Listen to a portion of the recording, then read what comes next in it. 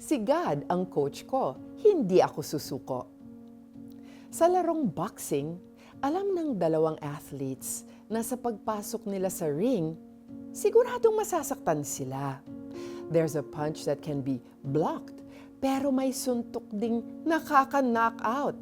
Ngunit kahit na bumabagsak ang isang boksingero, baon niya ang mga itinuro sa kanya ng coach during training. Bukod sa physical preparation, matinding pep talk din ang naririnig niya mula sa kanyang coach upang maihanda siya mentally. This is the reason why a boxer can stand up again no matter how hard he falls.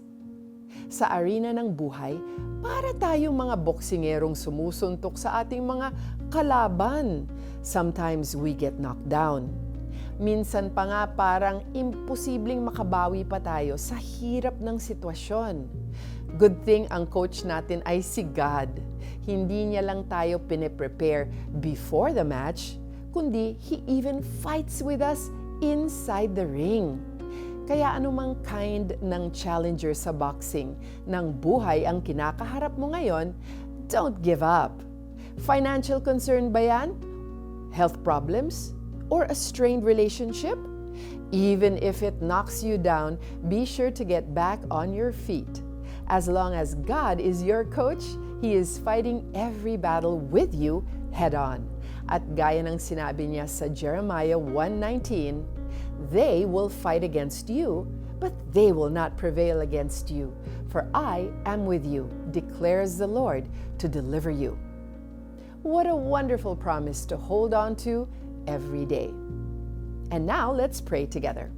Lord, forgive me if there are times na akala ko katapusan na ng lahat dahil sa hinaharap kong problema.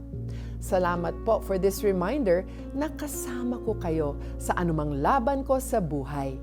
Please give me strength and endurance that I may persevere in this challenge. In Jesus' name I pray. Amen and amen. I have an assignment for you. Mag-drawing o mag-print ng picture ng boxing gloves. Isulat ang buong verse ng Jeremiah 1:19 at ilagay ito sa lugar kung saan madalas mo itong mababasa para lagi mong maalaala na kasama mo si God sa anumang hamon ng buhay. Kaya huwag kang susuko ha! Magiging sintatag ka ng isang lunsod na ligtas sa anumang panganib, sintibay ng haliging bakal o pader na tanso. Hindi ka nila matatalo sapagkat iingatan kita. Akong si Yahweh ang nagsasabi nito. Jeremiah 1:19. Thank you for joining us on Tanglao. I am Joyce Burton Titular.